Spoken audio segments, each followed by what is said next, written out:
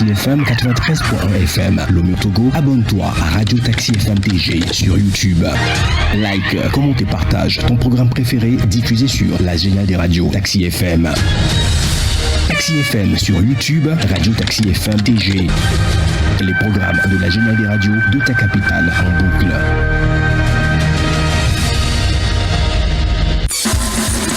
Retrouvez Saint-Irrigator aux commandes de son taxi relooké pour le meilleur du matin. Taxi Media Show, c'est votre rendez-vous d'actualité matinale tous les jours de lundi à vendredi de 7h à 8h30. Information, révélation, décryptage, tout ce qui fait la une est décortiqué par ceux qui font l'actualité. Taxi Media Show, le show unique radio en direct sur Taxi FM. Taxi FM, votre radio d'opinion.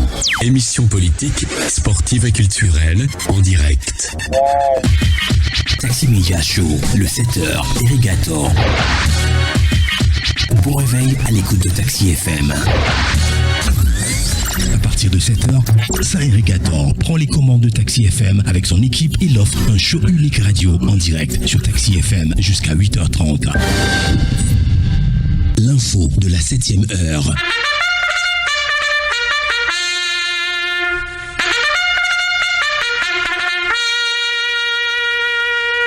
7h, 8h15, Irrigator et les rédactions sont à l'antenne pour le show du matin.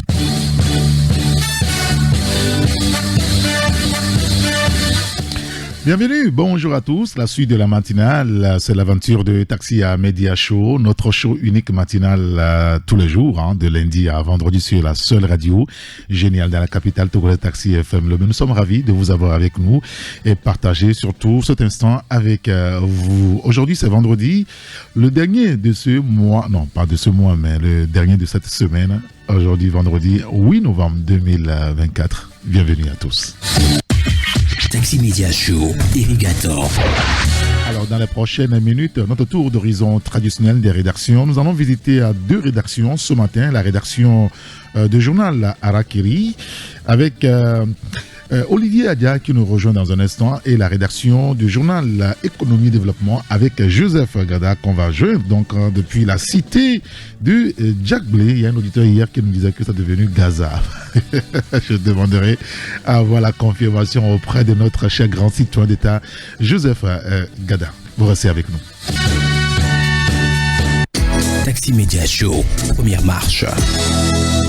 Et nous démarrons la revue de presse avec le tri hebdomadaire Liberté. Liberté dans lequel on revient sur la CET, retour en force du délestage. Grande misère aux Togolais en cette période de chaleur étouffante, écrit donc le confrère Liberté.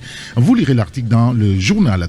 Exploitation humaine dans la zone franche, Soretrap et cabinet Tognon Consulting, un duo nuisible aux employés, écrit à notre confrère qui parle de Donald Trump, ce que la victoire de Donald Trump signifie pour le monde. Le journal Liberté revient donc sur le sujet ce matin. Et notre première rédaction ce matin au téléphone avec nous, c'est la rédaction du journal Arakiri. Nous sommes en ligne avec notre grand citoyen d'État Olivier Adia. Bonjour Olivier. Bonjour cher grand citoyen d'État Eric. Bonjour à tous les passagers du taxi matinal et Taxi FM. Merci. Qui est fidèle dans l'information. Ah oui, bien sûr. En tout cas, on y est en plein là-dedans, comme on dit dans le quartier. On parlera de Donald Trump tout à l'heure avec vous, mais avant, on va revenir sur le transport aérien, parce que pour aller aux États-Unis, il faut prendre donc un avion forcément.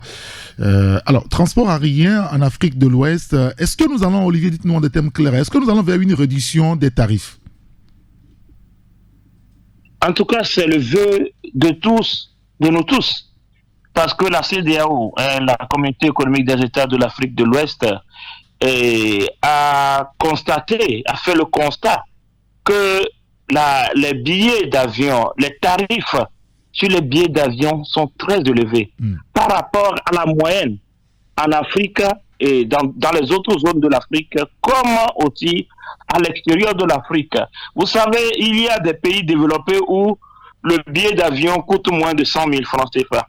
Oui, bien sûr. Cher grand citoyen d'État. Oui, bien sûr. Si. Vous pouvez imaginer, mais dans nos pays, lorsqu'on parle de billets d'avion, on parle en termes de millions. Même pour aller de Lomé À Abidjan, pour aller de Lomé à Bamako, il faut compter dans les 300-400 000 francs. Exactement. CFA. Ce qui limite la capacité de transport des citoyens. Les gens ont bel et bien envie de voyager, ont bel et bien envie de prendre l'avion, mais l'avion est devenu, ou bien est plutôt, depuis la nuit des temps, est un moyen de transport réservé qu'aux nantis, qu'aux riches, qu'à ceux qui peuvent dépenser des millions. Donc, ce qui entrave beaucoup le développement même du transport aérien en Afrique de l'Ouest. Vous convenez avec moi, et selon les constats qui sont faits par la CEDEAO, c'est que lorsque les billets d'avion seront à un coût réduit, il y aura plus de personnes qui vont voyager. Ça ouvrira la porte au voyage à des millions d'autres personnes. Lorsque l'offre est moins chère, la demande s'accroît. Ça, ce sont des principes scientifiques en termes commerciaux. Donc, c'est aussi une opportunité pour le tourisme, l'accroissement du tourisme. Parce que les touristes qui doivent venir en Afrique trouvent que nos billets d'avion sont chers, les tarifs sont chers et ils préfèrent aller dans d'autres zones d'Afrique comme l'Afrique du Nord où les tarifs sont 2 fois moins chers. Ce qui fait que l'Afrique de l'Ouest n'accueille pas beaucoup plus de touristes plus que l'Afrique du Nord ou même l'Afrique centrale et l'Afrique australe. Donc voilà ce qui se discute depuis une semaine à Lomé, la nécessité pour les États, pour les compagnies aériennes de revoir à la baisse les tarifs. Et sur quoi la CEDEAO est en train de tabler, c'est seulement de travailler sur les faux frais, les taxes et les redevances qui font que ces billets d'avion sont les plus élevés. Des redevances qui n'apportent rien au développement des compagnies ni aux aéroports. Ce sont des redevances parallèles. Donc, il y a une chasse à ces redevances-là. Il faut les enlever, il faut les ôter, afin que les billets d'avion puissent connaître, les tarifs des transports aériens puissent connaître donc une baisse et que le transport soit démocratisé, le transport aérien soit démocratisé, afin que les Africains puissent, ou du moins d'Afrique de l'Ouest, je veux dire, puissent partir d'un point A à un point B par le transport aérien et que les gens n'aient pas peur d'aller vers les aéroports et donc de monter dans des avions. Oui, bien sûr.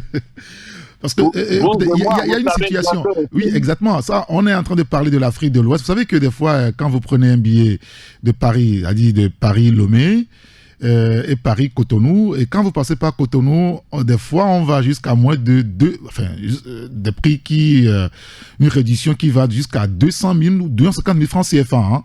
Quand vous passez par Cotonou, c'est moins cher que passer par Lomé, par exemple. Voilà, même encore dans la même zone, il y a encore des disparités qui sont constatées. Exactement. Oui, donc Paris, Cotonou, Paris, Lomé, vous verrez que le billet d'avion, donc est plus cher que vers Lomé, alors que vers Cotonou, c'est plus abordable. Oui. Donc, ce sont des éléments sur lesquels la communauté sous-régionale est en train de travailler. Et d'ici décembre, les chefs d'État qui se réuniront à Abuja en session vont travailler sur les propositions qui sont fournies, qui sont donc versées par les experts qui sont réunis à Lomé, afin de faire avancer ce dossier. Oui, bien sûr, c'est un vrai dossier. Moi, j'ai plein d'amis qui prennent le même vol avec d'autres qui viennent directement à Lomé. Eux, ils descendent toujours à Cotonou pour avoir les ressources de 300 000, 200 000 et prendre le bus tranquillement, 25 000 francs pour regagner Lomé avec donc un gros bénéfice. Ils se font finalement. Mais on espère que ce secteur va être véritablement démocratisé, surtout malheureusement qu'on n'a pas encore un ministre des Transports aériens et ferroviaires au Togo. Bon, voilà. C'est nos débats, on pourra reparler un autre jour. Vous parlez de Donald Trump, hein, surtout les leçons d'une victoire Quelles sont ces leçons-là aujourd'hui, chers grands citoyens d'État? Oui, chers grands citoyens d'État, nous avons assisté il y a quelques jours à l'élection de Donald Trump en tant que 47e président des États-Unis d'Amérique. Donc, il s'agit d'un événement marquant et significatif et qui, malgré que c'est à des milliers de kilomètres que cela se passe, va impacter nos vies en Afrique, dans nos pays. Et donc, il faut s'intéresser de plus près à ce qui s'est passé parce que c'est inédit.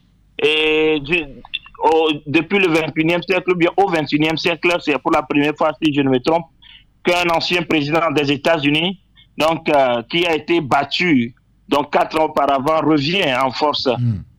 Et là, je crois que c'est plutôt, d'autre part, de révolution politique. C'est donc un tsunami politique. Et nous sommes intéressés donc sur cette question et nous avons tiré des leçons. Mais avant donc de rentrer dans les leçons, nous allons voir d'abord le parcours. Nous avons cherché à voir le parcours qui donc de Donald Trump depuis 4 ans. Nous disons que c'est un parcours semé d'embûches parce que voilà quelqu'un qui a été donc attaqué de partout. Les procès par ici, les poursuites donc pénales par là, il y a eu beaucoup de choses qui donc ont été qui ont parsemé son chemin vers la victoire. Médiatique également. Hein. Les médias n'ont pas été tendres avec lui. Oui, bien sûr, nous en parlons. Les poursuites judiciaires, les tentatives d'assassinat au cours donc de la campagne. Il y a eu pas moins de 2 tentatives d'assassinat contre lui. Une guerre médiatique, une guerre culturelle, une guerre de tous les côtés contre cette personne-là. Les médias l'ont dénigré, l'ont vilipendé. Les médias occidentaux, nous sommes de bons médias. Hein. Donc, et ils ont fabriqué beaucoup de choses. Il a été présenté comme le diable en personne. Il a été dépeint comme l'ennemi numéro 1 de la démocratie. Et voilà donc ce qui a parsemé son chemin vers le trône, son couronnement. Mais nous avons aussi vu le courage et la combativité dont il a fait preuve. Donc nous revenons sur ce courage-là. Et c'est admiratif. Au-delà des leçons politiques, il faut aussi tirer des leçons de vie. Parce que ça peut aussi inspirer quelqu'un qui veut donc réussir dans la vie, mais qui rencontre des difficultés, qui est attaqué de partout. Ça nous apprend à persévérer, à croire en nos rêves, à croire que si nous voulons, nous pouvons l'accomplir. Maintenant, tout cela a produit plutôt le fait contraire attendu par ses adversaires. Et alors, l'une de ces leçons que nous tirons, c'est qu'il a su atteindre par sa politique le cœur des Américains. Il a su parler aux Américains. Il a su toucher au sujet qui pouvait attirer leur attention. Et l'un de ces sujets, c'est l'immigration. L'autre sujet, c'est la guerre en Ukraine. Parce que je crois que tout le monde entier voulait que cette guerre s'arrête. Et aucun autre politique ne donnait les signaux forts pour aller vers la fin de cette guerre. Mais Donald Trump a dit que dans les premiers mois de son investiture, il mettra fin à la guerre en Ukraine. Et cela a beaucoup travaillé sur les Américains. Au-delà de ça, c'est quelqu'un qui met en avant les valeurs traditionnelles. Les valeurs traditionnelles, c'est-à-dire la famille. C'est un conservateur, la préservation des valeurs familiales. Et je crois qu'il y a beaucoup de monde, des millions de personnes qui sont fermées à la culture, de l'ouverture, du libéralisme, et je ne sais pas, sauvage, à cette perte des valeurs morales dans le monde. Et des gens veulent que cela s'arrête. Et Donald Trump est le porte-flambeau de cette catégorie de personnes. Et la question aussi économique, où aux États-Unis comme dans le monde, et une crise économique fait que les petits gens, les petites économies sont en train de souffrir. Donald Trump se présente comme celui-là qui va mettre fin à la 17 et redonner à l'Amérique sa grandeur économiquement, politiquement et sur tous les plans. Et cela a parlé aux Américains et nous avons vu. Et les médias occidentaux nous présentaient cette élection comme étant l'élection la plus serrée. Je crois que ça a été une manipulation. Ah oui, mais pour pouvoir déjouer tout ça. Consciences. Oui, bien sûr. Absolument. Mais les résultats, les gens ne sont pas tombés dans ce panneau et les résultats ont montré que Donald Trump a battu à plate couture son adversaire qui n'a pas démérité non plus. Et l'une des femmes noires, la première femme noire à se présenter à une élection présidentielle n'a pas démérité. Mais il faut aussi dire que l'Amérique n'est pas encore prête à élire une femme à la Maison-Blanche. Nous avons vu avec Hillary Clinton, nous le voyons aussi avec Kamala Harris. Kamala Harris partait déjà avec des désavantages. L'un de ces désavantages, c'était son successeur Joe Biden, qui n'a cessé de multiplier des gaffes et dont aussi le mandat a été donc parsemé de difficultés et voilà donc de faiblesse à tous les plans. En tout cas, oui, on lira donc l'article dans votre journal Harakiri, dans le kiosque ce matin. Donald Trump, les leçons d'une victoire. Et puis, on va finir sur une note religieuse, avec l'Assemblée de Dieu du Togo, l'Église des Assemblées de Dieu du Togo, actrice de paix et de tranquillité. Écrivez-vous ce matin? Oui, cher grand histoire d'État. Je serais tenté de vous poser la question de savoir quelle est la mission d'une église, de l'église de Christ dans la cité. Sa mission, non, je vais poursuivre en répondant pour ne pas vous mettre mal à l'aise. Non, l'église dans sa mission, cher grand citoyen d'État, c'est de sauver les âmes, c'est de veiller sur les âmes, de veiller sur les brebis de Dieu. Ça, c'est la première mission de l'église. Mais ce n'est pas seulement ça, sa vocation. Sa vocation, c'est aussi de contribuer au maintien de la paix sociale. Donc, selon les préceptes bibliques, la Bible dit que toute autorité émane de Dieu et qu'il faut prier pour nos autorités afin d'être en paix dans le pays dans lequel nous sommes. Parce que le prophète qui prophétise le malheur sur son pays n'est pas aussi épargné. Il est dedans. Il n'est pas épargné. Vous voyez? Donc, l'Église doit être donc au centre de la cité. L'Église doit être au centre du village. L'Église doit s'intéresser donc aux questions sociales, aux questions aussi. Je ne dis pas que l'Église doit faire la politique, mais l'Église doit s'intéresser aux questions politiques. L'Église ne doit pas s'ériger en opposant systématique au gouvernement, mais plutôt un acteur de neutralité et de médiation, capable d'apporter des solutions constructives et de discuter avec les camps antagonistes. Ça, c'est l'une des missions de l'Église.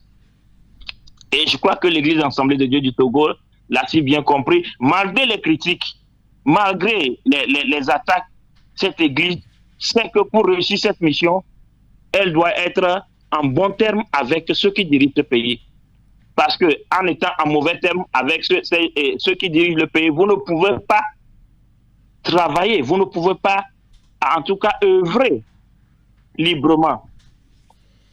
Donc, cette Église est ancrée dans le tissu social, cette Église travaille, cette Église apporte, cette Église prie pour le pays et prie pour ses premiers responsables.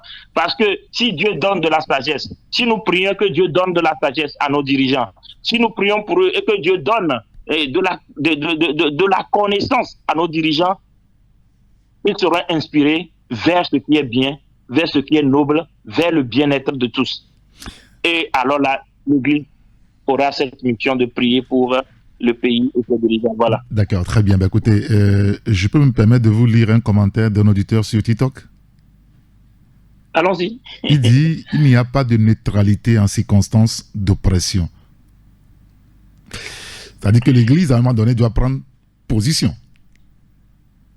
Oui, prendre position, mais pas combattre. Oui, prendre position, c'est différent. C'est combattre aussi que prendre position. Combattre aussi, mais d'une autre manière. D'accord. L'Église qui prend des armes, l'Église qui s'aligne Non. derrière un camp ne pourra pas faire un pont entre les acteurs, alors que l'Église doit servir de pont. Et aujourd'hui, le monde a besoin de ponts.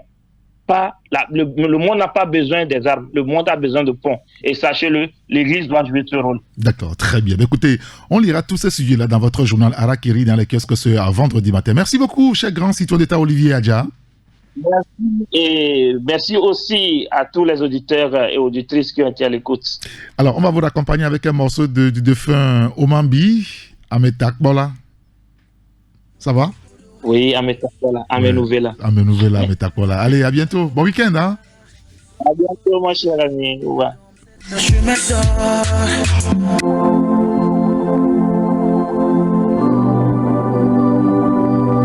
Marbi, la patience est un chemin d'or. Botidé, nous si à nous qu'est gamé.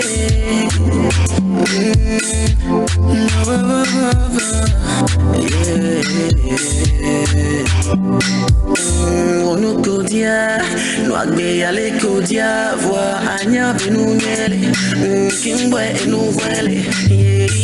Aya kole dwa muni, fia besepeo, tovia diko, beleka ula de azonko, et nous nyona menti, mi la voindi, nous di potiri, nous si a nous kwebekame, abe, dagbe, miapio.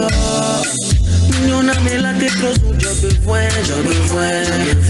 Gogo, Meganko, Achoto, Podo, Yeri, Sukulu, Nunya, Ahome, Nunya, Bodome, Goe, Gome, Aseno, Gome. You are wonderful, don't act like a fool. No condition is permanent, Jagwagwa, Asoka, Fuka,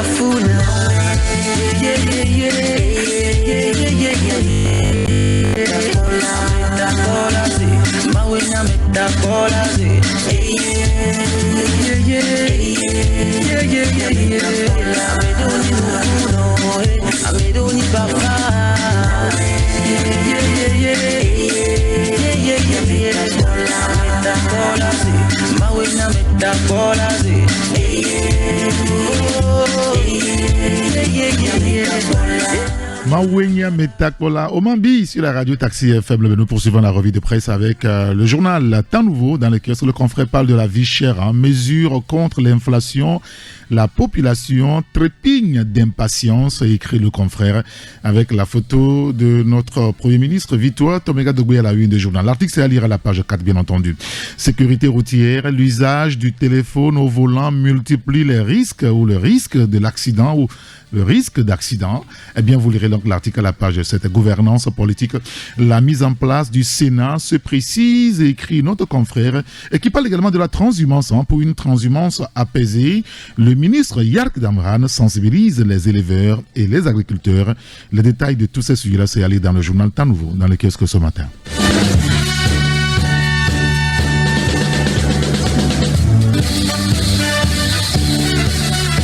Il y a le quotidien Ecofinance dans le kiosque aussi ce matin. Indice des prix des matières premières hors pétrole exploitées par les pays de l'UEMOA. Hausse de 24,9% au deuxième trimestre 2024. On lira donc l'article dans le journal Ecofinance pour les précisions. L'autre sujet à lire dans le journal, c'est par rapport donc à la BRVM. Hausse de 70 milliards de francs CFA de la capitalisation du marché des obligations en fin octobre 2024. Et puis, plateforme numérique Sidonia World, l'immatriculation des véhicules désormais digitalisés. Les détails de tous ces sujets, c'est à lire donc dans le quotidien Ecofinance dans le kiosque ce matin.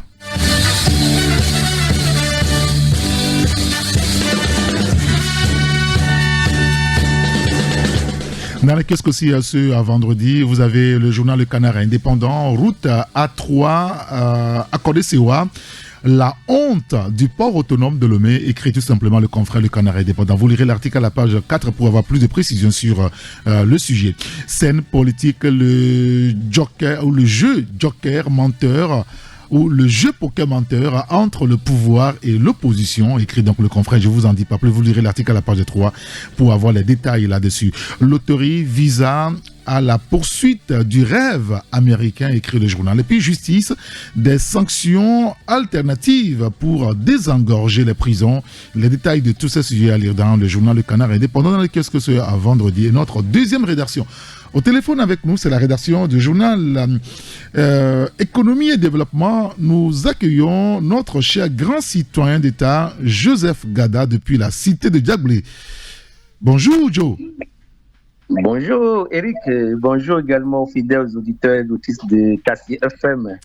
Et la cité de Djagbé vous accueille dans sa grande immensité avec une joie immense ce matin. Alors, il y a un auditeur qui nous a dit que Djagbé est devenu Gaza. Est-ce que vous confirmez ou vous infirmez? Loin de là, parce que nous n'avons rien à voir avec Israël. D'accord. C'est mieux comme ça, parce que ces gestes-là, si vous avez des problèmes avec eux, ils bombardent tout. Oui. Ils bombardent tout. Oui. Donc, nous ne voulons pas être mêlés ni de loin ni de près. D'accord, très bien. Alors, votre journal Économie et Développement dans les kiosques ce vendredi, vous parlez d'investissement. Afriland First Holding du milliardaire camerounais Paul Faucan s'apprête à démarrer ses activités au Togo. Lui aussi, il veut prendre une part du C'est gâteau. normal. Non, mais c'est normal. Dans une grande cité, je pense que il y a la place pour tout le monde. D'accord. Donc, le pays, le Togo est devenu la rusée des milliardaires maintenant. Ah oui, parce que Bokungu avec Ebomaf et tout ce qu'il a pris, il y a Kananzo avec Simco, ils sont nombreux, et puis lui aussi il s'invite, donc il s'invite aussi, il prend sa part. Quoi. Voilà, c'est ça. Donc c'est pour dire tout simplement que le Togo est une terre d'opportunité. Où tout le monde peut venir quand même s'installer et faire du business, faire des affaires. Vous vous rappelez très bien du rapport Ready Business passé. Oui. Le Togo a été classé deuxième en Afrique. Donc, je pense que on ne peut que se féliciter de ce rapport qui aujourd'hui invite beaucoup des investisseurs à s'installer sur la terre de nos aïeux. L'essentiel, comme j'ai l'habitude de le dire, c'est que la population puisse quand même trouver son pain quotidien à travers ces installations et à travers ces investissements au Togo. Et je pense que bientôt, si tout va bien, le Togo, comme vous venez de le dire, va accueillir le milliardaire camerounais Paul Faucan. Kamogna. Ça, c'est son nom. Kamogna Faucan. Oui. Voilà. Paul Faucan, qui est un milliardaire, qui est propriétaire du groupe Afriland First Bank, qui est, disons que comme je l'ai dit, c'est un Camerounais. Oui. Oui, donc cette banque a vu le jour au Cameroun depuis 1987. Mais attendez. Mais comment ils font, ces gens-là, ces Camerounais, ces Congolais, ces Nigérians, pour avoir des milliardaires qui investissent autant dans des pays? Comment ils font? Nous, on n'en a pas. Est-ce que vous voulez qu'on en parle ou bien on fait la revue de presse d'abord après. Faisons la revue de presse et puis peut-être on va lancer le débat. Mais vous avez un grand investisseur au Togo. Vous avez le cas de notre frère John Doe qui est là, qui est aussi un milliardaire. Ça c'est vieux ça. Oui, mais ça c'est vieux ça, John Doe. Donc c'est un modèle aussi. On parle des jeunes. Donc, ce qu'on peut retenir, parce que c'est un investisseur, oui. Il est plus dans le domaine bancaire et dans l'assurance ou autre chose. Mais au Togo, il va essayer de construire, de créer ce qu'on appelle Afriland First Holding. Parce que c'est ce qu'il a présenté, ce projet qu'il a présenté la fois dernière au chef de l'État, quand il a été reçu à Lomé. Donc, il est très intéressé par le Togo et surtout par le climat des affaires qui évolue au Togo. Donc déjà en 2022, selon nos recherches, en 2022, il a déjà créé Afriland First pour Holding au CFE avec un capital de 100 millions francs CFA. Ah bon? Donc dans ça, il voulait investir, comme je viens de le dire, dans plusieurs structures au Togo. Alors, bon, aujourd'hui, quand on parle d'investissement, tout simplement, on ne sait pas dans quoi est-ce qu'il voudrait quand même investir. Mais n'oubliez pas, puisque c'est un domaine, il est un bancaire et il est à la recherche aussi de l'achat des banques en souffrance. Ah, il y a UTB, hein? Il y a UTB qui est en souffrance. Je n'ai pas encore parlé de UTB. Ah, ok, bon.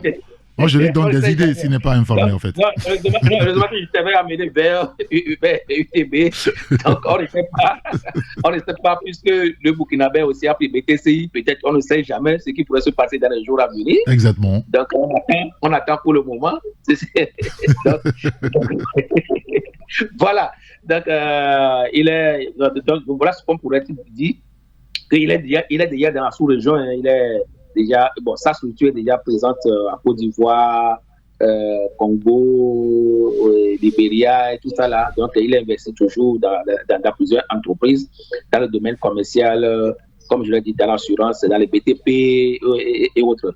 Donc, certainement que, bon, dans les jours à venir, après l'inauguration de son siège au Togo et dans la sous-région, donc, on saura effectivement ce à quoi il voudrait vraiment investir. D'accord, très bien. Donc, c'est tout ce qu'on peut dire aujourd'hui. Oui, parce c'est mieux comme ça. On l'attend patiemment. Oui. Il s'installe au Togo et pour que les Togolais puissent quand même bénéficier de ces fruits d'investissement. Et le Togo donc, on viendra dès que l'installation sera faite. Bien sûr, on en et reparlera. Là, on aura la chance quand même de lui poser des questions parce que, selon les informations, ce n'est pas lui-même qui serait ici, mais c'est son fils. C'est son fils direct qui serait placé à la tête de Afriland First Holding au Togo. D'accord. Bon, voilà, c'est une succession. Bon, ce qu'on peut dire, c'est que le Togo, c'est un gâteau vraiment délicieux. Et donc, tout le monde vient prendre sa part à peu près. Je parle des investissements, bien entendu, et ça n'a rien d'extraordinaire. Et puis, vous parlez de 6e campagne de commercialisation du soja. Le prix plancher revalorisé à 250 francs le kilo maintenant, c'est ça? Oui, je pense que c'est une bonne nouvelle aujourd'hui, surtout pour les producteurs, après avoir traversé des moments difficiles. Quand pas un mois difficile, c'est que la sécheresse, le problème d'eau, qui demeure toujours, le problème de matériel agricole, et la mécanisation, le problème de semences certifiées, le problème de financement.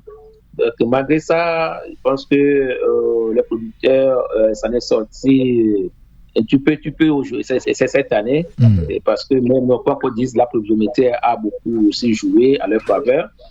Donc aujourd'hui, depuis vendredi passé, c'est le début effectif des opérations d'achat et de transformation, d'exportation du soja, quand même avec toutes les autorisations nécessaires, parce qu'on ne peut pas quand même exporter le soja n'importe comment. Donc aujourd'hui, le prix, comme vous l'avez dit, le prix plancher est revalorisé à 250 francs parce que l'année précédente, c'était 200 francs par kilo. Donc aujourd'hui, c'est 250. 50 francs. Je pense que, oui, parce que ça avance. Ça avance. Je pense qu'on pourrait quand même, comme je l'ai dit, remercier aussi le gouvernement qui a vraiment appuyé la filière. Aujourd'hui, parce que de 25 000 tonnes, on tourne autour de 300 000 tonnes la production. Et l'objectif, c'est d'atteindre au moins 500 000 tonnes d'ici 3 ans, d'ici 4 ans. Donc, nous sommes sûrs que si la filière arrive à être soutenue financièrement, avec comme je l'ai dit, avec une forte mécanisation, on pourrait quand même atteindre, parce qu'aujourd'hui, c'est une production qui est vraiment porteuse et dans laquelle au moins on peut compter jusqu'à 300 000 producteurs aujourd'hui et plus de 200 commerçants et exportateurs du soja. Donc c'est énorme. C'est-à-dire qu'il y a beaucoup de Togolais qui sont dans la filière. Donc c'est juste pour dire tout simplement que c'est l'ouverture officielle des achats et tout le monde peut aller à l'intérieur du pays et surtout dans cette zone, surtout dans la zone centrale, de la région centrale, de la région de la Kara, dans la région des plateaux. C'est là où se développe vraiment la production. Donc, parce que, comme je l'ai dit, n'oubliez pas que tous ceux qui veulent acheter doivent avoir l'autorisation. Ça c'est très important avant d'acheter. Parce qu'il y a des spéculations, il y a des gens qui achètent ce soja et va le vendre au Bénin, au Ghana, sans autorisation, en augmentant plutôt les productions de ces pays voisins. Donc, je pense que cette fois-ci, le Bénin ne va plus chuter son prix plancher qui est au moins de 185 pour que les gens puissent aller là-bas acheter. Donc, je pense que dans cette fois-ci, je pense que ça a été bien fait et de façon consensuelle, et les producteurs, les transformateurs, les commerçants se sont réunis pour fixer ce prix en prenant aussi quand même du ministre délégué du ministère chargé du commerce et de l'artisanat, le professeur Fatou Naké. Donc voilà, donc ce qu'on pourrait dire aussi par rapport à cette campagne. À la fin, on viendra faire un petit rapport sur ce qui a été fait. Et parce que par le passé, cette vente ont pu générer d'environ au moins 200 milliards francs CFA pour le Togo. Donc on verra cette année combien cette sixième campagne de commercialisation aussi va engendrer au Togo sur le plan économique. D'accord, très bien. Est-ce que je peux me permettre de vous poser une question d'un auditeur sur TikTok? Alors, il dit, il veut savoir juste si vous vous intéressez aussi à l'impact des investissements sur le quotidien du citoyen. Oui, je l'ai toujours dit. Vous savez, à chaque fois que je reviens sur ces investissements, je l'ai dit que l'essentiel, c'est que cela puisse quand même profiter à la population. Lorsqu'une entreprise de telle envergure s'installe au Togo, l'essentiel, c'est que le premier, les recrutements, ce n'est pas dans les pays étrangers, c'est le capital humain national d'abord. C'est que je voudrais dire ici, aujourd'hui, on peut avoir 100 tout ce qui est bon, le personnel, par exemple, de cette grande entreprise, on souhaite au moins que au moins 70% proviennent quand même du Togo. Donc ça, c'est déjà un impact positif. Alors, les 70 personnes, supposons plus sur 100 personnes, 70 personnes proviennent du Togo, ils seront payés. Chaque fin d'année, chaque fin du mois, ils seront payés. Et là, c'est une classe moyenne qui augmente aussi dans le pays. Il y a ce qu'on appelle aussi le partage de la richesse aussi. Il y a aussi la création de la richesse et tout ce qui tourne autour de ces nouveaux ces gestes-là qui commencent pas à travailler dans ce secteur. Donc, je pense que, quel qu'en soit le cas, il y a toujours cet impact positif quand même sur la population. Maintenant, il revient maintenant à ceux qui travaillent aussi de savoir que ils sont déjà dans une classe moyenne et de ne pas se concentrer juste sur, par exemple, leur achat au niveau des supermarchés, autres là, alors que la base est là aujourd'hui. Donc, parce que c'est souvent ce qu'on remarque. C'est ce qu'on remarque avec la classe moyenne. Lorsque les gens sortent de la pauvreté et commencent déjà à évoluer sur le plan économique, ils ne retournent plus à la base. Ils se concentrent plutôt sur tout ce qui est chic, aller dans le supermarché acheter. C'est vrai, il faut aller dans le supermarché acheter, mais n'oubliez pas la dame aussi qui vend du pain, la dame qui vend de l'orange, la dame qui vend, c'est pas des bananes au bord de la route. C'est là où la répartition commence. C'est là où la question de richesse commence d'abord.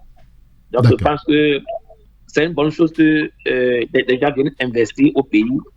On ne peut pas dire qu'il n'y a pas d'impact positif, il y a toujours des impacts. De toute façon, cette question d'investissement, si vous voulez bien, la semaine prochaine à la gare routière, on pourra revenir là-dessus. Il y a tellement de choses à évoquer, à aborder sur ce sujet d'investissement. C'est vrai qu'aujourd'hui, par exemple, quand vous voyez Donald Trump, il veut aller au protectionnisme aux États-Unis. Oui, bien sûr. C'est pour dire tout simplement que parce que beaucoup d'investissements aussi, lorsque vous ouvrez trop aussi votre climat d'affaires aux étrangers, si vous ne savez pas faire ça, tue aussi l'entrepreneuriat local. Oui, bien sûr. Voilà. Parce qu'ils ont plus d'argent, ils peuvent rapidement avaler les petits qui sont là. Voilà. C'est l'autre danger. Par exemple, Donald Trump veut ériger, par exemple, la barrière douanière en augmentant plus les produits importés. Donc, vous voyez tout ça là. Donc, c'est un problème. Donc, il revient maintenant peut-être à l'État aussi de renforcer la structure locale de renforcer les entrepreneurs locaux pour que la concurrence ne soit pas trop délayée sur le terrain lorsque les étrangers viendront investir. On va en parler la semaine prochaine. Il y a beaucoup d'aspects. Il y a de matière. On pourrait en parler en long et en large. Rassurez-vous, mardi prochain, on pourra en parler à la gare routière de l'information. Écoutez, merci beaucoup, Joseph Gada, pour votre disponibilité. Votre journal Économie Développement dans le kiosque ce vendredi au prix de 250 francs CFA. C'est bien ça, hein? Merci à vous. Merci beaucoup. Alors, merci pour la pub. Je vais vous raccompagner avec... là, vous allez choisir... on a choisi, je ne sais pas pourquoi, mais 2 chansons religieuses pour vous accompagner, c'est le week-end. Vous êtes un très bon catholique d'ailleurs. Nous saluons tous les catholiques qui nous écoutent ce matin. Alors, il y a une chanson qui dit « Fais quelque chose dans ma vie, quelque chose dans ma vie ». Il y a ça. Et puis, il y a un autre qui dit « Ce que Dieu a fait pour moi, je ne peux pas tout raconter. Ce que Dieu a fait pour moi, je ne peux pas tout raconter. Ce que Dieu a fait pour moi, je ne peux pas tout raconter. » Voilà, tout ça. Maintenant, vous choisissez lequel. Voilà. Non, sans oublier que demain, ou bien déjà hier, a commencé le pèlerinage à Togobi. Donc, quoi de plus mieux que de choisir. Bon, en tout cas, les 2 belles chansons religieuses se valent quand même. Choisir, mon gars, il faut choisir. Non, il faut choisir. Non, il faut choisir. En tout cas, je choisis le second morceau. Ce que Dieu a fait pour moi, c'est ça? Voilà, c'est là. D'accord, très bien. Ben, écoutez, merci beaucoup et tu passes un excellent week-end. Merci, pareillement. À très bientôt. À tout le personnel. Merci beaucoup. Allez, à bientôt. À bientôt. Je ne peux pas tout raconter ce que Dieu... Je ne peux pas tout raconter ce que Dieu a fait pour moi. Je ne peux pas tout raconter ce que Dieu a fait pour moi. Je ne peux pas tout raconter. Il m'a sauvé, il m'a lavé dans son sang. Par lui je vis. Alléluia. Je vis. Alléluia. Je vis. Gloire à Dieu. C'est par lui que je vis. Alléluia. Je vis. Alléluia. Je vis. Oh, gloire à Dieu. Par lui je chante. Alléluia. Je chante. Alléluia. Et je chante. Oh, gloire à Dieu. C'est par lui que je chante. Alléluia. Je chante. Alléluia. Je chante. Oh, gloire à Dieu. Ce que Dieu a fait pour toi, je ne peux pas tout raconter. tu ne peux pas. Ce que Dieu a fait pour toi, je ne peux pas tout raconter. ce que Dieu a fait pour toi, je ne peux pas tout raconter. Il m'a sauvé, il m'a lavé par son sang.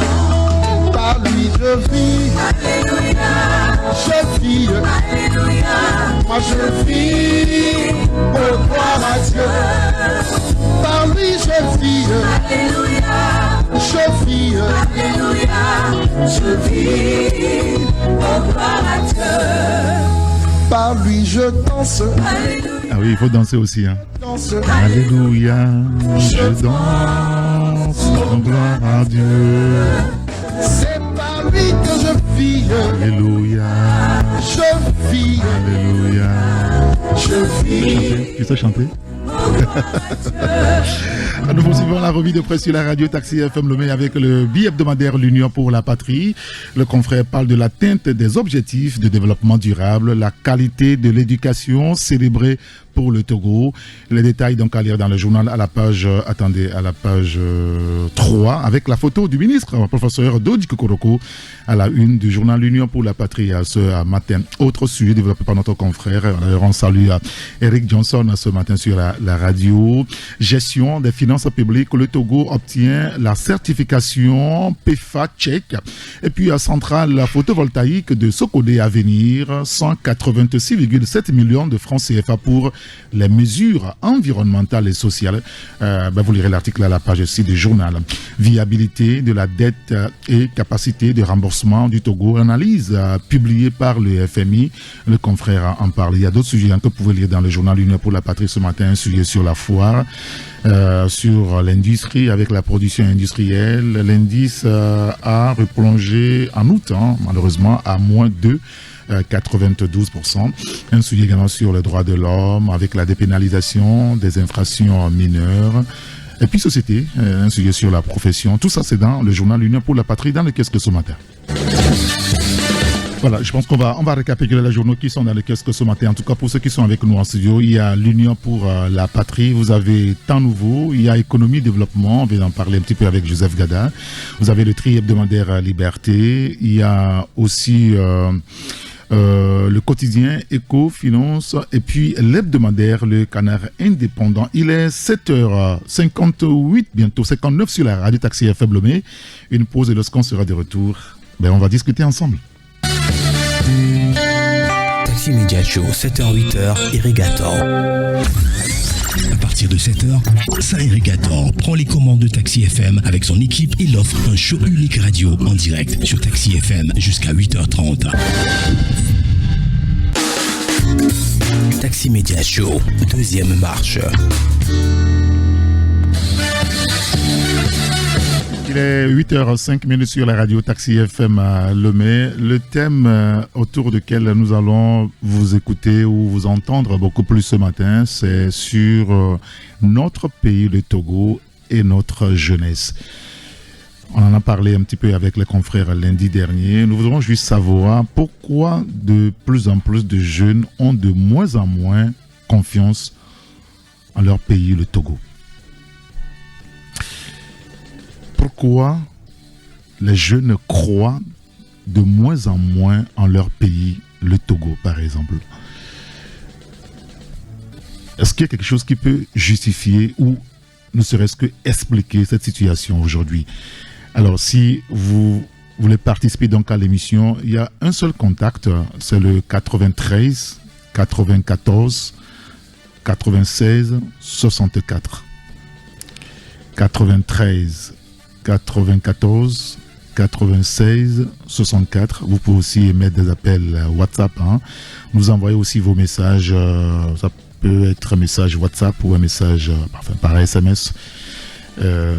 Alors, pourquoi les jeunes Togolais croient de moins en moins en leur pays? Quand on interroge les jeunes, quand on les écoute parler, quand on voit les agissements des uns et des autres. Et c'est pour ça que nous posons clairement la question ce matin pour en savoir un peu plus. Vous nous appelez sur le 93 94 96 64. Appel direct, appel SMS. Pourquoi je dis SMS? Appel WhatsApp. Vous pouvez aussi envoyer des SMS, messages par WhatsApp, par SMS. Nous vous attendons. Nous sommes à l'antenne jusqu'à 8h30. 25 minutes pour vous écouter. Et nous prenons notre premier auditeur au téléphone ce matin. Allô? Allô? Allô, allô? Bonjour, monsieur Eric. Oui, bonjour. C'est monsieur? Monsieur Benjamin. Monsieur? Benjamin. Benjamin, très bien. Oui. Monsieur Benjamin, nous vous écoutons. Pour la question là. Oui. Au fait, pour dire la vérité, aujourd'hui c'est vrai, l'autorité fait de son mieux. Mais quand il dit, par exemple, ils ont relevé le chose, comment dit-on, les 52 600 là. Oui, le SMIG. Le SMIG, voilà. Quand ils ont appliqué, au moins, ils n'ont qu'à se promener dans les fermes, voir ce qui se passe. C'est pas tout le monde qui paye ça. Aujourd'hui, ceux qui ont un peu d'argent là, aiment trop faire souffrir les gens. Ah bon? Ils veulent toujours tricher ceux qui n'ont rien, quoi. C'est pour ça que vous avez de moins en moins confiance en votre pays? Oui, et bon, l'autorité nous promet des choses, mais il ne fait pas. D'accord. Et le respect aussi, avec nos forces de l'ordre là. D'accord. Quand un force de l'ordre vous rappelle, il faut faire ce qu'il veut, quoi. Et personne n'en parle. Merci beaucoup. Merci beaucoup, monsieur Benjamin. Bonne journée à vous. Merci pour votre appel. 92 60 81. Non, c'est ça qui ne marche pas pour l'instant. Donc, c'est le 93 94 96 64. Nous sommes sur la radio Taxi FM Le Mai. Vous pouvez nous envoyer vos messages également pour répondre à notre question. Pourquoi les jeunes croient de moins en moins en leur pays, le Togo? Un autre auditeur. Allô? Allô? Oui, bonjour. Oui, bonjour, c'est Paul. Monsieur Paul, ouais. Comment allez-vous? Bien. Nous vous écoutons. Oui, vous avez bien posé le thème ce matin. La jeunesse. Normalement, le pays fait confiance à la jeunesse et la jeunesse aussi fait confiance au pays. Parce que pour que le pays se développe, il faut la force. Et c'est la jeunesse qui est la force. Mais quand cependant, la jeunesse, dites-moi, sur une population, petite population de 8 millions d'habitants là, combien sont salariés dans l'administration? Je ne sais même pas si ça fait 1 million. Hein. Alors, la jeunesse va vivre, tout le monde est appelé à vivre. Mais quand les autorités s'accaparent de tout, hein, l'égoïsme, hein, je ne sais pas même. Bon, alors que la jeunesse veut vivre, quelqu'un encore fait confiance lorsqu'il ne trouve pas à manger, lorsqu'il n'a pas du boulot, alors qu'il faut du boulot pour vivre, parce que Dieu ne m'a voulu. C'est pourquoi Dieu a nanti le Togo des ressources naturelles abondantes, et de telle sorte que la gourmandise a fait que la jeunesse ne se trouve pas. De même que nous. Hein? Pourquoi jusque-là hein? Oui. On ne comprend plus. La jeunesse a raison de ne plus faire confiance non pas au pays, mais aux autorités qui gouvernent. Ah, c'est ça. Oui. Ok. Merci beaucoup, monsieur Paul. Merci de nous avoir appelé. Passez une excellente journée. Et il y a un autre auditeur qui nous dit « L'autorité fait de son mieux ?» C'est une interrogation. Quand les jeunes parlent comme ça, il n'y a aucun avenir pour le pays, dit donc cet auditeur. Il y a un autre qui nous dit « Depuis 20 ans, bon, on me dit qu'il faut prendre notre auditeur d'abord. On va revenir sur les messages tout à l'heure. Allô? Oui, allô? Oui, oui, bonjour. Sinon, la question que vous venez de mettre est une question très belle. Quel est votre prénom? Et c'est Victor. Monsieur Victor, nous vous écoutons maintenant. Sinon, le gouvernement fait de son mieux, mais ils prennent ils prennent des lois, mais ils ne les appliquent pas. Et, par exemple, ils ont pris des dispositions pour qu'on paie les jeunes à Simine. Monsieur Rigato, oui. Vous voyez, par exemple, les conditions à l'OMI ici. Maintenant, on emploie un jeune qui n'est même pas arrivé à Simine. Comment il peut payer son loyer et puis tout. Donc, c'est ce qui fait que nous, les jeunes, on n'a plus confiance au gouvernement. Tu vois? Et tu as la possibilité de même quitter le pays, tu es prêt. Tu ne doutes même pas. D'accord. Merci. Merci beaucoup, monsieur Victor. Merci pour votre appel sur ce sujet. Il y a un auditeur qui nous dit depuis 20 ans que le président Faure Gnassingbé est arrivé au pouvoir, on ne voit que les mêmes personnes. On leur change juste de poste. Et voilà 20 ans de chaise musicale entre la minorité. Moi, je ne crois plus en mon pays si ceux qui sont là actuellement seront toujours là. La corruption, la malhonnêteté de nos dirigeants fait que personne n'a plus confiance, dit donc cet auditeur. On prend un autre téléphone, 93 94 96 64. Allô? Oui, bonjour, monsieur Saint-Érigator. Bonjour, cher grand citoyen, comment allez-vous? Ça ne va pas, ça ne va pas. Quel est le problème d'abord? Quel est votre prénom? C'est Commis. Monsieur Commis, très bien. Quel est le problème? Pourquoi est-ce que ça ne va pas? Vous savez, ça me cœur que les faits sont tellement énormes que ça, le temps que vous avez même ne suffit pas pour étaler tout. Allez-y. D'accord. Nous avons, vous voyez? Nous avons aménagé un bonus. Allez-y. Ok. Je parle des derniers faits pour remonter en arrière. Le gouvernement vient de lancer encore, comment dirais-je, un recrutement, un concours, sans proclamer les anciens concours. Et qui ont postulé à ces concours-là? Est-ce que ce sont des vieux? Est-ce que ce sont des vieux? Vous voyez? Vous mobilisez votre jeunesse à aller faire des légalisations, à payer les quittances, et en fin de compte, vous ne proclamez, vous ne faites pas le concours, vous l'annulez et vous recommencez. Est-ce que cela peut donner un courage?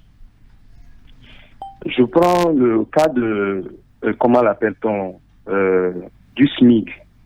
Vous dites que vous montez le SMIC de 35 à 52 500, n'est-ce pas? Exact.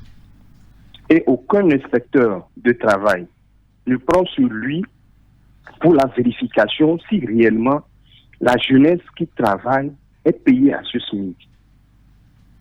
Vous voulez que la jeunesse là vous aime ou bien vous mettez leur confiance en vous? Je prends encore un dernier fait. J'ai lu le communiqué de ce GA Satom qui aimerait fermer parce qu'il y a des difficultés économiques. Est-ce que ce sont des vieux qui travaillent à ce GA Satom? C'est toujours la jeunesse. Vous prenez l'ancien BTP là, qui était au niveau du Carrefour Bourjona. Oui, c'est quoi BTP? Qui a fermé. C'est quoi? Oui. Est-ce que c'était des vieux? Quand vous rentrez dans la zone franche, les nombreuses filles qui sont dans les usines en journée à crier que ça ne va pas et ils n'ont pas de solution idoine, est-ce que c'est la vieillesse? C'est pas la jeunesse là? Donc on a tant de faits qui font que, en tout cas, on ne se retrouve pas dans ce gouvernement. Et moi, quand je remonte en 2005, ça m'écoeure que ce régime a pris 20 ans de mon âge comme ça, rien. Quand je prends les 4 usines de cimenterie, vous allez là-bas, vous allez voir comment la jeunesse peine pour pouvoir subvenir à leurs besoins. Et quand quelqu'un veut lever la tête pour revendiquer, on le licencie. Vous voyez? Donc il y a plein de faits qui nous obligent à ne plus croire à notre pays. Et c'est vraiment dommage. J'aimerais en finir avec ceci. Comment dirais-je, vous rappelez du fait que, entre-temps, je ne sais pas si c'est le ministre Kokoroko ou bien un cadre de la République qui voulait faire une rencontre entre la jeunesse et le président de la République. Oui, à l'époque, c'était le ministre Kokoroko, il était président de l'université. Merci. Voilà un président qui gouverne un pays qui n'a jamais rencontré sa jeunesse. Vous estimez ça? Vous arrivez à comprendre ça? C'est-à-dire le poids que ça a sur la jeunesse, que vous êtes là, ton père à la maison n'a jamais discuté avec toi. Quel est ton avenir? Quel est ton futur? C'est inadmissible, quoi. Et sur ce, quand vous voyez beaucoup de nos frères ont laissé leur vie dans l'alcool, dans la dépravation, parce que ils n'ont plus de confiance en eux-mêmes. Il n'y a rien qui inspire confiance. Et maintenant, pour espérer quelque chose, c'est croire en eBay du Burkina, c'est croire en Talon du Bénin, c'est croire à Donald Trump des États-Unis. C'est comme ça le Togolais maintenant réfléchit. C'est vraiment bizarre. Oui, il y a un auditeur d'ailleurs qui a envoyé un message que Donald Trump nous vienne en aide. Voilà. Puisque vous parlez de Donald Trump, je suis en train de lire en même temps le message. Ben, écoutez, monsieur Komi, on a compris. Donc pour vous, c'est pour tout ça là que la jeunesse aujourd'hui ne croit plus en son pays, le Togo. C'est quand même grave, hein? Vous allez voir le résultat de visa, de l'auto-visa, combien de jeunes ont joué ça. Vous allez voir ça. Oui. D'accord. Merci beaucoup, M. Komi. Merci de nous avoir appelés. Passez une excellente journée. 93 94 96 64. C'est le seul numéro sur lequel aujourd'hui vous pouvez nous appeler. Il y a un auditeur qui nous dit ceci. La jeunesse se cherche et c'est normal qu'il y ait fuite vers l'étranger. Les réalités aussi, non. Les retraités qui ne veulent pas partir. L'OTR qui harcèle partout pour prendre le peu d'économie que nous avons gagné. Les concours pour entrer en fonction publique qui sont bloqués, Par contre, nos semblables à l'étranger qui prospèrent, alors que faire? Nous dit donc cet auditeur. On va prendre celui qui est au téléphone. 93, 94, 96, 64. Allô? Allô? Bonjour, monsieur Eric. Oui, bonjour, cher grand citoyen. Comment allez-vous? Ça va, merci. Et vous? Oui, tout va bien. C'est monsieur Olivier? Non, mais c'est monsieur Crépin. Monsieur Crépin. Oui. Vous allez vous éloigner un petit peu de votre poste récepteur. Nous vous écoutons, monsieur Crépin. Bon, d'abord, l'auditeur d'hier qui a parlé de Gaza, de Diablé, m'a fait toute la journée. Je faisais que Diablé est devenu Gaza. Très bien. Bon, par rapport au sujet, moi j'ai l'impression que si le secrétaire général du gouvernement ou bien madame la ministre secrétaire générale de la présidence s'exprime sur le Togo, vous avez l'impression que le Togo est devenu quasiment le pays le plus développé. Mais quand tu es au pays, quand tu sors un peu, tu vois les réalités, la souffrance de la jeunesse, les infrastructures qui n'existent quasiment pas, tu te dis, mais attends, ils parlent du même Togo dans lequel on est, ou bien ils parlent dans notre pays. Sincèrement, moi je pense que ce sont des gens, des responsables, des autorités, qui disent des choses qui ne sont pas vraies, entre griffes, ils ne sont pas du tout vrais. Ils ne sont pas du tout vrais. Moi, mais en même temps, ce n'est pas les chiffres qu'ils ont. Ils parlent à la base des chiffres, des données. Monsieur Eric, ok, d'accord, je comprends. Mais moi, je pense que le président, le président Traoré du Burkina Faso, quand vous l'écoutez parler ou bien agir, je pense qu'ils sont plus dans le concret, hein, ils sont plus dans le vrai. Ils sont pas là à parler, à faire des discours, à parler de la Banque mondiale, le président financier qui reçoit chaque temps les meilleurs experts en tout. Mais moi, je ne sais pas si, c'est pour faire plaisir aux étrangers ou bien à la population. Moi, je ne comprends pas. Ils reçoivent toutes les semaines quasiment les meilleurs directeurs de la Banque mondiale, de ceux-ci, de ceux-là. Oh là là, moi, je sais pas. C'est tout ce que je voulais dire. Merci beaucoup. Bon week-end. Bon week-end à vous aussi. Merci beaucoup, monsieur Crépin. Merci de nous avoir appelé. Le numéro sur lequel vous nous appelez ce matin, uniquement, c'est sur le 93 94 96 64. Il y a un auditeur qui nous dit: les jeunes n'ont plus confiance au Togo car le secteur privé qui emploie la jeunesse n'est pas bien payé ou ne paie pas bien au même montant que l'État propose des projets qui ne sont pas effectivement réalisables. Bientôt 3 ans, le concours de la fonction publique générale n'est pas proclamé et après c'est annulé, dit donc cet auditeur. On prend un autre téléphone. Allô? Oui, bonjour monsieur. Bonjour, cher grand citoyen. Comment allez-vous? Je vais bien, c'est monsieur David. Monsieur David, nous vous écoutons. Oui, votre question est la bienvenue. On est des jeunes Togolais. On se cherche, ça ne va pas. On a été diplômé. On a dit, dans ce pays, pour être employé, tu dois être diplômé. On est des diplômés. On dépose les dossiers, ça ne marche pas. Tu vas, on dit c'est l'entrepreneuriat. Tu vas te faire des dépôts. Tu te crées, l'hôtel est là. Chambre de commerce est là. Pour t'excuser. Mais comment vous voulez qu'on puisse croire à ce pays? Non. On est dépassé, totalement, on est dépassé. Moi qui parle là, je suis à bout.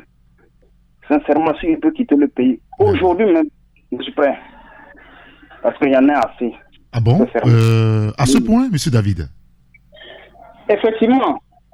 Vous ne pouvez pas imaginer l'effort que nous subissons. À notre âge, on est incapable de nous supporter et de supporter notre famille. Je suis désolé. Nous avons nos parents qui comptent sur nous. Nous aussi, on réfléchit. Mais tu ne peux pas quitter la matinée, tu vois ta maman ou ton papa qui est là, mais tu n'as rien à faire. Je suis désolé dans ce pays. Mais on va où avec ça? On va où? Pensez à la jeunesse. Sincèrement, moi, je me repère, c'est ce que j'ai des références. Par exemple, aux paysans, mais je n'ai pas un repère qui peut me dire qu'aujourd'hui, je suis Togolais, qui je peux au moins imiter pour développer. Non, je suis désolé. Je suis obligé de voir, par exemple, le président IBK. Là, il est concret. Donc, tout ce qu'il fait, même si c'est l'agriculture, on est prêt. Les Togolais sont prêts pour faire l'agriculture. Mais tu n'as pas. Tu vas, on dit que non, la terre, c'est pour quelqu'un. Tu es là, tu ne sais plus où aller. Désolé. D'accord. On parle c'est un cri de cœur que je suis en train de lancer. Si le président de la République peut nous écouter, nous, la jeunesse, on peut se croiser. Tout ce que nous, on a au fond du cœur, on peut le dire en face. Je suis désolé. Les chiffres, ça ne dit rien. C'est le qu'on veut maintenant. Merci beaucoup et bonne journée. Merci beaucoup, M. David, et beaucoup de courage. Hein. Merci. Ce message a eu un effet sur nous ici en studio. Mais bon, écoutez, il y a certaines réalités, des fois, quand on les entend, et on est totalement esquinté, totalement à bout.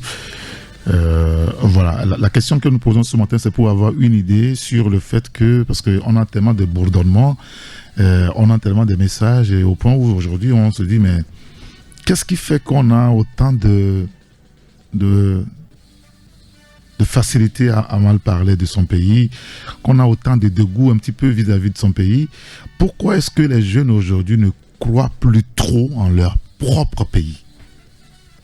93 94 96 64, nous sommes sur la radio Taxi FM Lomé. C'est le seul numéro sur lequel vous pouvez nous appeler. Il y a un auditeur qui nous dit par exemple, on ne peut plus faire confiance au Togo, tout est mélangé, les gens sont égoïstes, la jeunesse se trouve dans l'obligation de partir à l'extérieur et là aussi pour obtenir son passeport, c'est un souci. J'ai introduit ma demande de passeport en décembre 2022. Entre-temps, on me dit que ma naissance avait un souci. J'ai donc corrigé. Un message m'a été envoyé pour me dire que mes corrections sont acceptées le 21 septembre 2023 et depuis là, plus rien. Quand je vais relancer, on me fait comprendre que le dossier a monté au cabinet du DG et que c'est le DG qui doit relancer. J'ai écrit des courriers accompagnés des ordres de mission pour plaider, mais hélas, vous comprenez que j'ai raté une mission pour faute de passeport. On me dit que le dossier n'a plus de problème, mais que le dossier doit être relancé. C'est embêtant, dit donc cet auditeur. On prend celui qui est sur le 93. Allô? Alors, bonjour, Taxi FM. Bonjour, cher grand citoyen d'État. Comment allez-vous? Ça va bien. On remercie Dieu à la Togolaise. D'accord. Ouais. Quel est votre prénom? Mon nom, c'est Joe. Michel Joe, nous vous écoutons. Ouais. Ok, je voudrais juste intervenir dans l'émission. Vous nous demandez pourquoi la jeunesse n'a plus confiance à son propre pays. Oui, bien sûr. Bon. Voici ma question. Comment la jeunesse peut avoir confiance en son propre pays?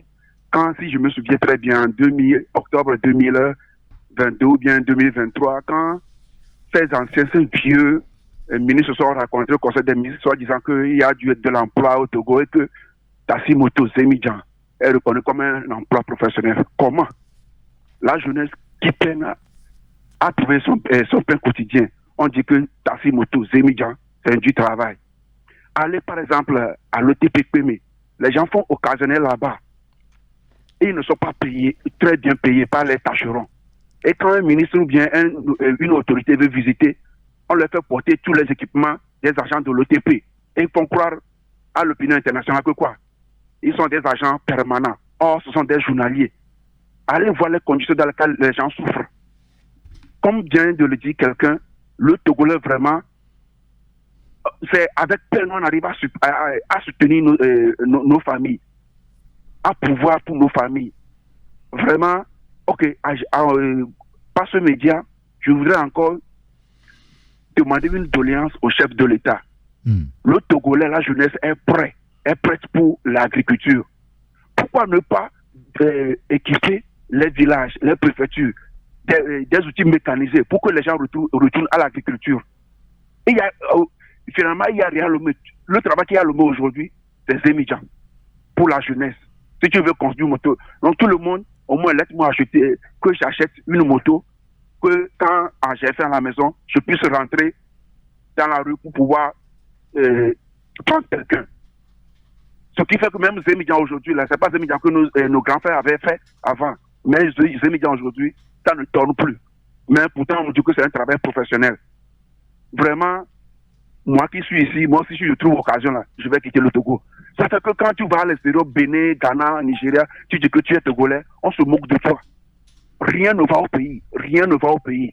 Mais on ne peut pas dire rien ne va au pays. Vraiment, le Togolais souffre. D'accord.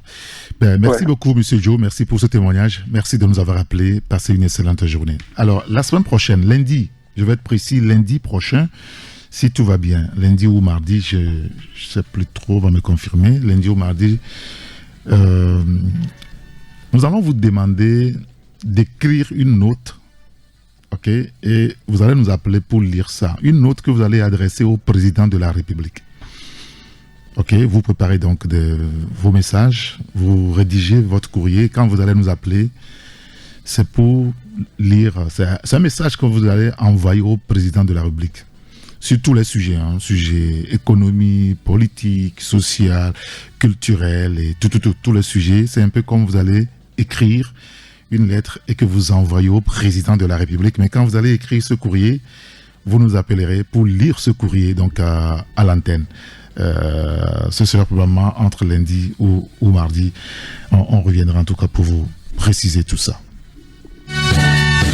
Alors, il y a beaucoup de messages ici. On n'est pas encore en train de lire ces messages-là, mais on va les lire quand même, rassurez-vous. Vous pouvez nous appeler, on peut encore prendre un ou deux auditeurs rapidement sur le 93 94 96 64. Il y a un auditeur qui nous dit les prédateurs financiers de la FMI et de la Banque mondiale ont trouvé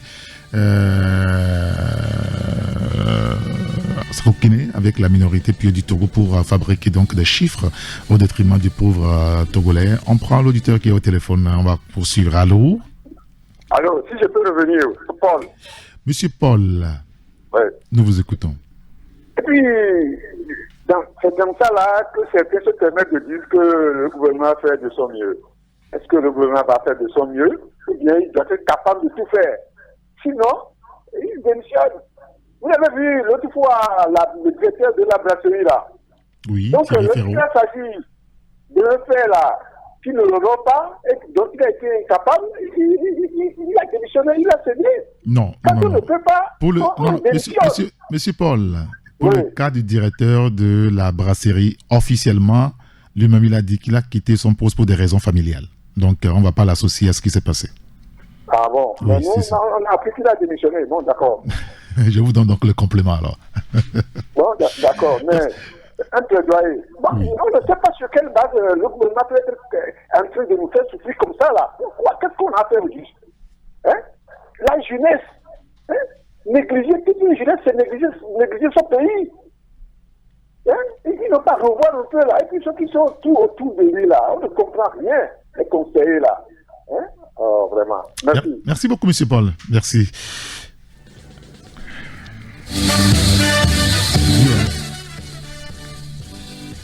Il y a des messages, quand vous les écoutez, vous les lisez, c'est glaçant, quoi.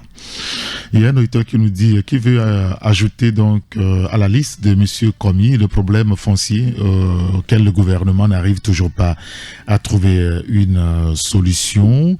Un autre auditeur qui nous dit, avec cette pauvreté voulue, entretenue et imposée à ce peuple, qui donc peut encore faire confiance? Dit donc l'auditeur. Un autre qui nous dit, quand les barons du gouvernement créent des sociétés de placement pour freiner l'évolution des jeunes, bon, on va continuer. Donc, on peut prendre le dernier auditeur au téléphone? Très bien. Allô? Oui, bonjour. Je suis encore revenu. Ah, monsieur Komi? Oui, vous avez fait l'analyse à voir les Togolais qui conduisent dans le PTC ou bien que oui, ça soit... c'est cette voiture-là, oui. Oui, Gozel, vous avez... et tout le reste. Beaucoup. Voilà, vous avez étudié l'âge de ces personnes-là. Ce que moi je vois en moyenne, je crois 22 ans. 22 ans, 23 ans. Voilà. Oui, si. Que quelqu'un qui finit ses études... À peine, oui. Voilà. Est obligé de conduire taxi-moto ou bien de conduire ses VTC et qu'en retour, il ne se retrouve même pas. ce qui m'écoeure aussi, c'est que après les études, nous sommes encore devenus des charges pour nos parents qui sont en retraite. Je ne sais pas si vous comprenez le mal. Ton père et ta mère font tout pour payer toutes ces études. Tu finis et là, lui, il est admis à la retraite. Maintenant, toi qui as la force physique, tu ne trouves pas à faire. Et tu es devenu une charge pour lui encore. Vraiment, c'est écœurant, quoi. Au même moment, il y en a certains qui sont au gouvernement, qui font plus de 10 ans, qui sont, par exemple, PCA quelque part, qui sont dans le conseil d'administration quelque part, qui ont 2-3 fonctions. Comment la jeunesse peut avoir confiance à cette procédure comme ça? Quelqu'un vient d'ajouter les problèmes de terrain. Oui, problème foncier. Voilà.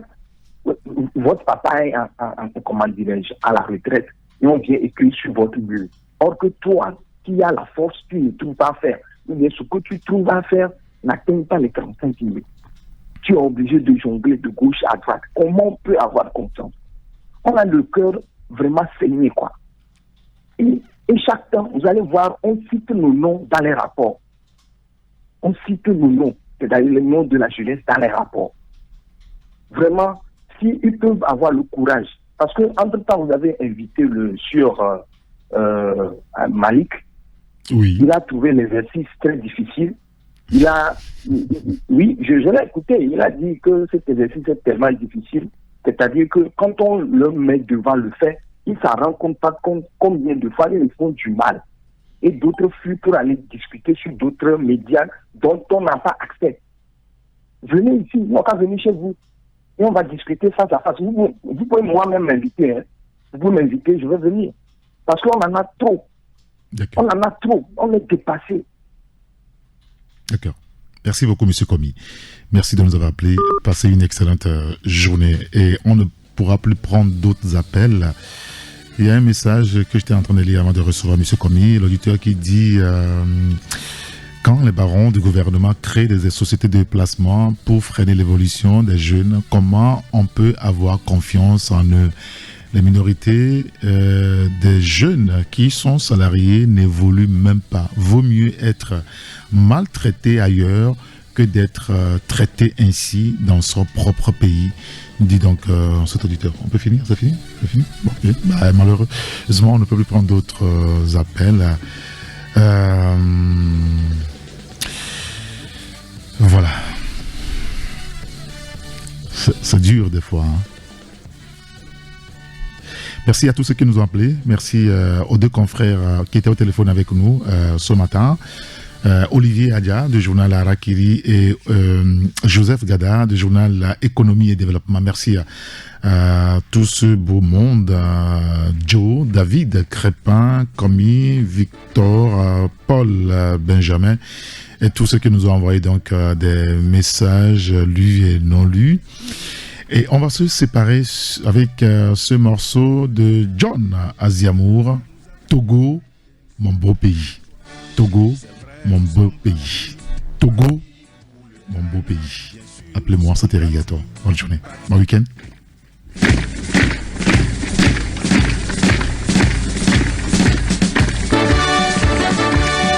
Aujourd'hui plus que jamais, le devoir nous appelle et nous sommes là présents. Aujourd'hui plus que jamais, le devoir nous appelle et nous sommes là pour toi. C'est vrai, nous sommes partis pour le Ghana. Bien sûr, nous sommes partis pour le Bénin. Il y en a qui sont partis pour le Faso. Par milliers, nous sommes